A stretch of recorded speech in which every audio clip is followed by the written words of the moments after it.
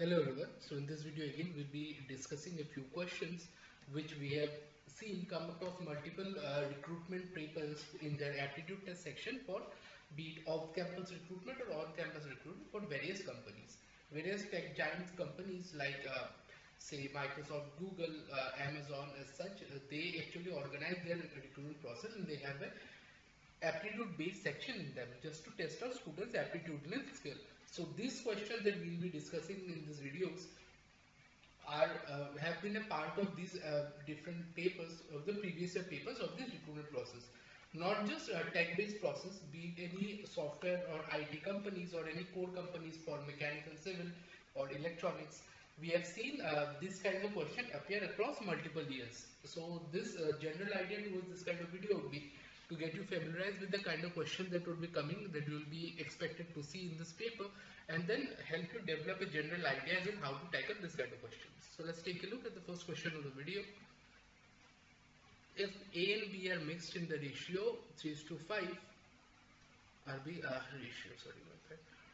the ratio 3:5 and B and C are mixed in the ratio of 8:5. Find the, in the final mixture is 35 liter, find the amount of B. Okay, so let's give it A by B equal to 3 by 5 and B by C equal to 8 by 5.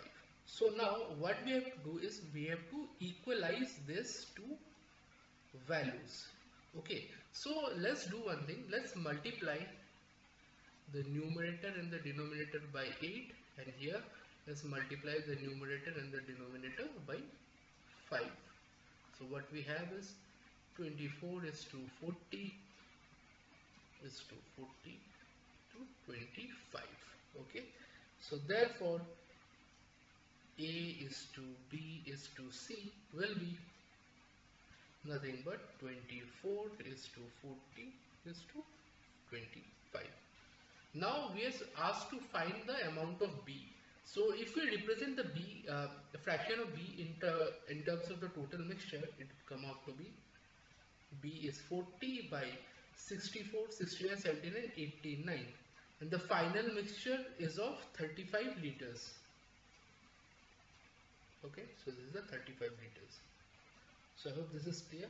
And now if we solve the same, this comes out to be around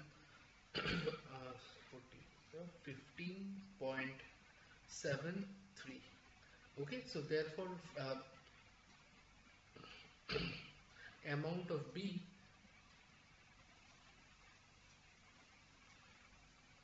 in the mixture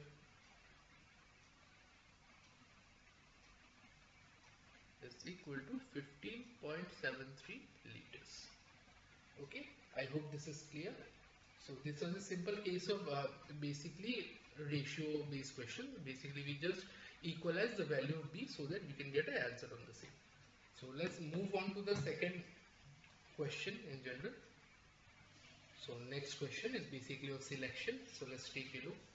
It is dark in my bedroom and I want to get 2 socks of the same color from my drawer, which contain 24 red and 24 blue socks. How many socks do I have to take from the drawer to get at least 2 socks of same color? Okay, so let's see number of red socks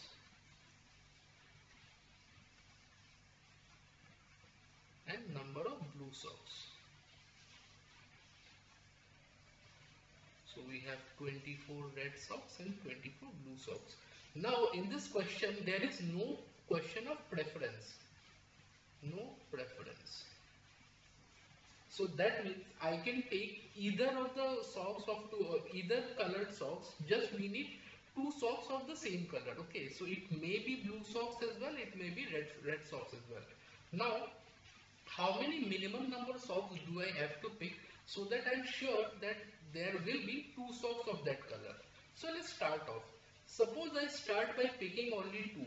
So those 2 may be of red, maybe blue, maybe 1 plus 1. Okay, so it's tough to say. We may not necessarily have socks of the same color. Similarly, if we go for 3, again say 3 can be from red, 3 can be from blue, or it can be 2 and 1 and 1 and 2. Multiple combinations are possible, so again 3 is also not possible. Next up, if we check for 4, 5, 6, if we keep going on in this way until 24, okay, so it is virtually impossible to get a single colored socks that way, because 24 we can have 24 from this number and 24 from this number as well. So it is virtually impossible for us to get two socks of the same color. Okay, so that is actually not possible. Having said that, if I take out 25 socks, if I just pull out 25 socks, now even if I get 24 socks for red or 24 socks for white, I'll still have one socks either from red or either from white. So either this will be the combination or this will be the combination. This is the worst case scenario. Otherwise I can have combination like 10, 15 or 12, 13. This can be anything. But one thing is sure, that I will get at least one pair of same color socks.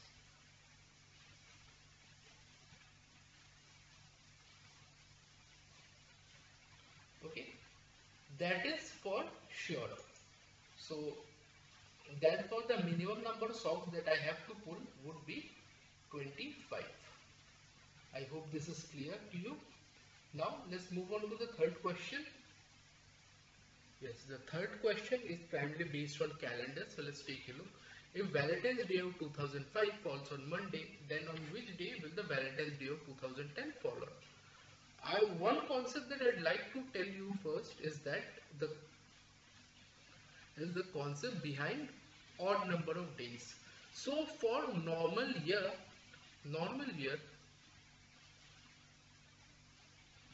we have 365 days. Now, if I talk about number of odd days, that is number of days which are left after a complete week is complete. 1 week is complete. So if we take a look at the number of weeks that lie in 365 days, we have 365. Let's divide it by 7 because a week consists of 7 days. So 5 is 35, 50, 52 weeks plus 1 day. So normal year will have 1 odd day, and similarly for a leap year, we have 366 days. So therefore odd days will be plus 1, 1 plus 1. Odd days will be 2. 1 plus 1 equal to 2 days. Okay, so I hope this concept is clear. So now, as number of year odd days is 1, so let's start off by 2005. The day is Monday. Okay, so since it's Valentine's Day, therefore the date is fixed.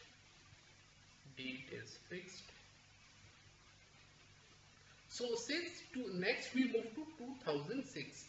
Since it's a non-leap year and 1 odd day, so 1 more day will be added here. Okay, since 1 odd day, so we'll add 1 more day. It will be Tuesday,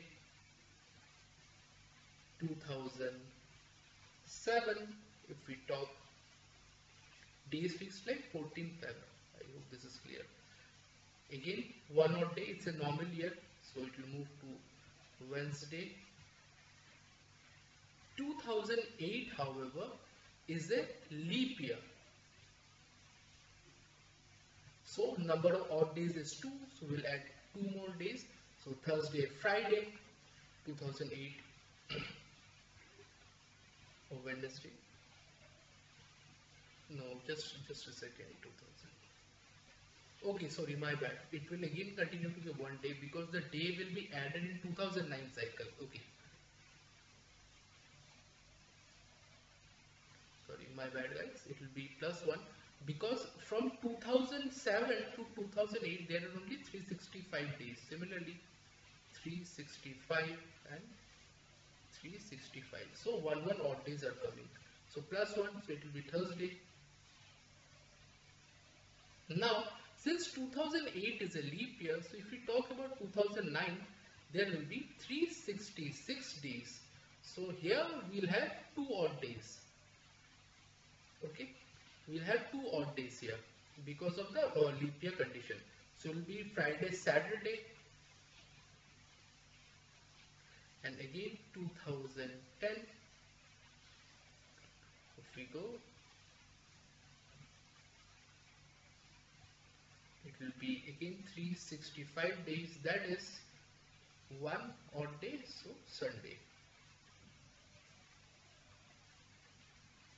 So therefore 14th Feb 2010 will be Sunday.